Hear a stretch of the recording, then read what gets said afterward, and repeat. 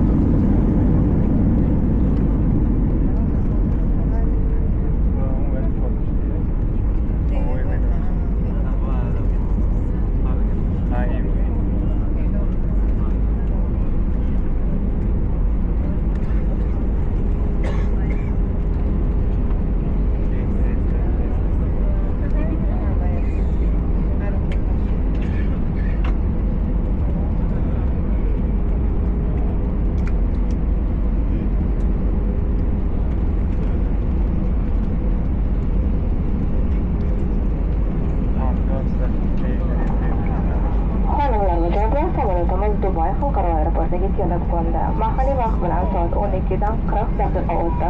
Havo harorati 31 daraja issiq. Sizning va atrofingizdagi yo'lovchilar xavfsizligi uchun samolyot to'liq to'xtab, tomonlar taqasini tag'u chirog'i o'chguniga qadar o'z joyingizdan turmaslikni va xavfsizlik kamarlarini yechmaslikni iltimos qilamiz.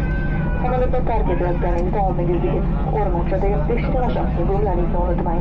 Kema komandiri Andrey Ivakayev va ekipaj a'zolari nomidan Central Air aviakompaniyasini tanlaganingiz uchun sizga minnatdorchilik bildiramiz va yana qayta ko'rishamiz degan umiddamiz. E'tiboringiz uchun rahmat, xayr, salomat bo'ling.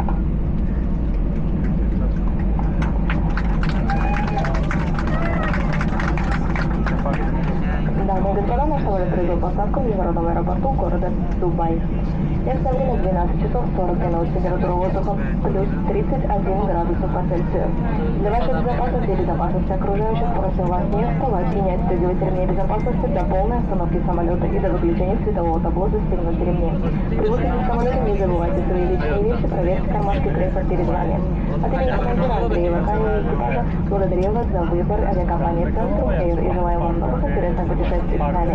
Благодарю вас за внимание. До свидания.